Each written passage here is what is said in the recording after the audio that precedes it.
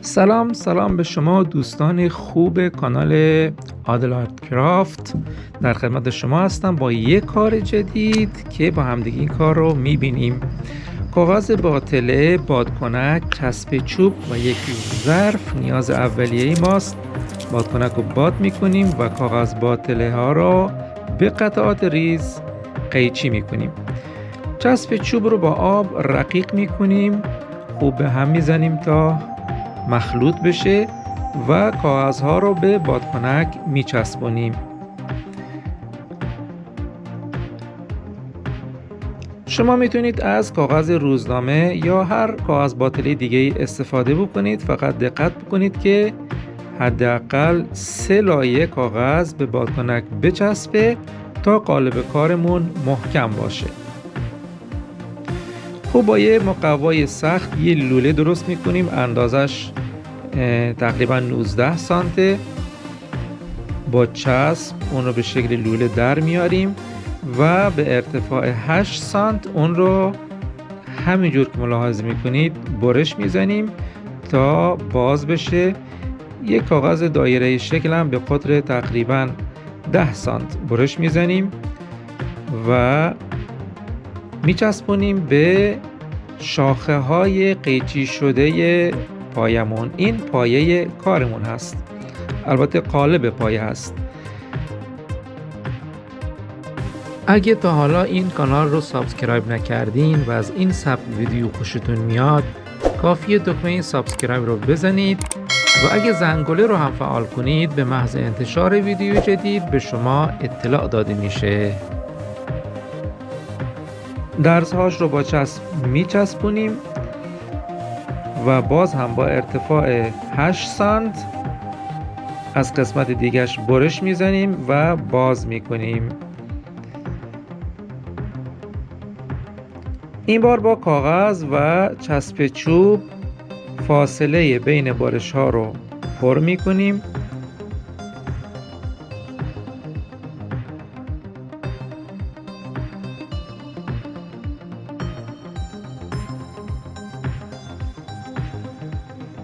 اینجا هم حداقل 2 ردیف میزنیم تا محکم بشه. خب میبینید که خیلی محکم شده توپمون و با اینکه افتاد هیچ اتفاقی براش نیفتاد. گچ و سیمان به نسبت 1 به 1 با هم مخلوط میکنیم، به نسبت مساوی. مقدار کمی مواد مخلوط میکنیم تا اضافه نیاد و از بین نره. مخلوط رو داخل قالب میریزیم. دقت بکنید که قالبمون نشتی داره و نشتیش رو با سیمان خشک پوشش میدیم و میگیریم، جای نگرانی نیست. باقی مواد رو میریزیم و دقت میکنیم که خوب مواد به همه جا نفوذ کرده باشه. اضافه مواد رو هم روی قسمت بالایی قالب میریزیم تا شکل به خودش بگیره. یه حلقه فلزی هم قرار میدیم تا استحکام قالبمون بیشتر بشه. خب با پلاستیک سیلیکون روی قالب رو میپوشونیم و توپک رو روش میذاریم تا شکل قالب و توپک هماهنگ بشه و جا باز بکنه.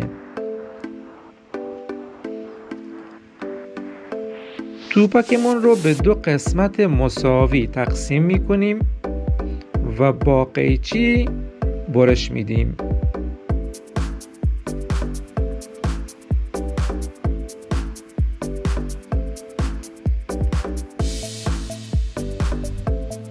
برای استحکام بیشتر 2 تا نیم قالب رو تو هم میذاریم و رو پایه قرار میدیم. دوباره مخلوط درست میکنیم به همون نسبت و میزان کم میریزیم توی قالب.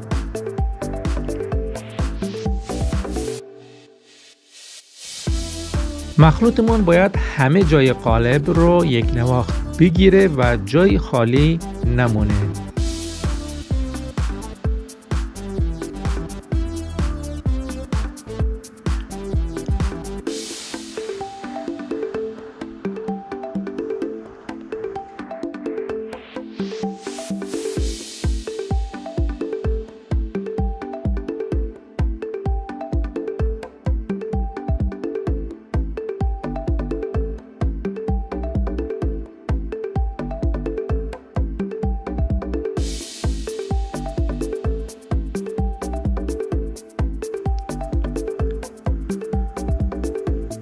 من باقی مانده سیمان رو با قاشق کف ظرف میکشم تا ضخامتش کمی بیشتر بشه، مخصوصا لبه هاش.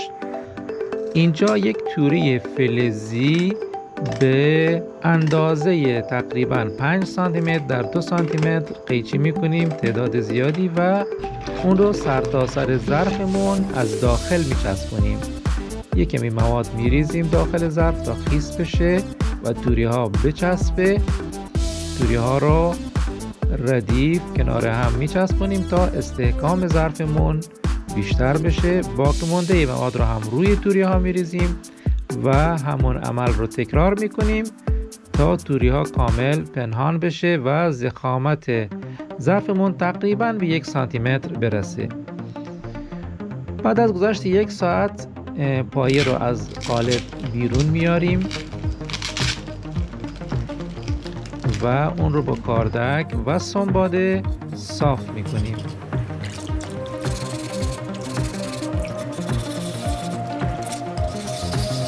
یک ساعت بعد هم میتونیم ظرفمون رو از قالب خارج بکنیم و شکلش رو به دست آورده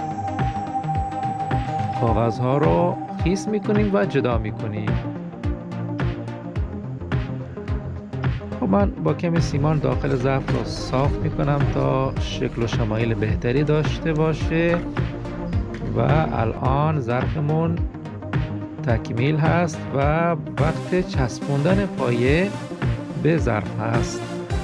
با مخلوط گچ و سیمان، همون مخلوط، پایه رو میچسبونیم و اطرافش رو با مخلوطمون پر میکنیم تا محکم بشه. 1 ساعت بعد اون رو توی ظرف آب میذاریم و با سنباده صافش میکنیم. بعد از خشک شدن ظرف نوبت به بتونه کاری و صافکاری میرسه. در ظرفی آب میریزیم و بتونه رو به آب اضافه میکنیم. دقت کنید آب رو به بتونه اضافه نکنید. اول آب رو ظرف بریزید، بتونه رو آروم آروم اضافه بکنید و بذارید تا خوب آب به بتونه نفوذ بکنه. یعنی حداقل شما باید 5 دقیقه صبر بکنید تا بتونه خود به خود خیس بشه، آب به خودش جذب بکنه و دوندون نشه. با یک کاغذ صاف و محکم مثل کارت بانکی، کارت هدیه باطل شده، کارت ویزیت، میایم سطح کار رو بتونه میکنیم. با لیسه نمیشه چون که لیسه سطحش صاف هست، راست هست و نمیشه سطح گرد رو بتونه کاری کرد. چون که سطح ظرفمون گرد هست باید از کاغذ یا مقوای محکم استفاده بکنیم تا به راحتی بتونیم سطحش رو بتونه بزنیم و صاف بکنیم.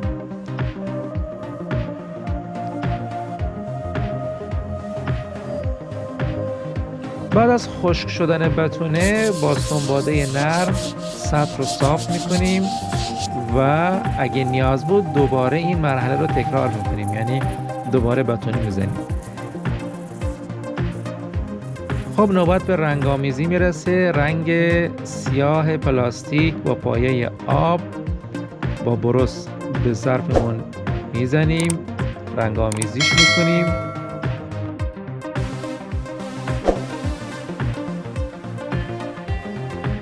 خوب رنگ میزنیم تا هیچ لکه‌ای باقی نمونه و کار یک دست سیاه بشه. خب رنگی که من انتخاب کردم رنگ مسی هست. این رنگ هم بر پایه آب هست و متالیک هست. دقت میکنید که مانند فلز داره میشه. من با یک ابری این رو به ظرف کشیدم چون که دیدم برس داره خط میندازه. با ابر این کار رو کردم تا سطح کار صاف و یک دست باشه.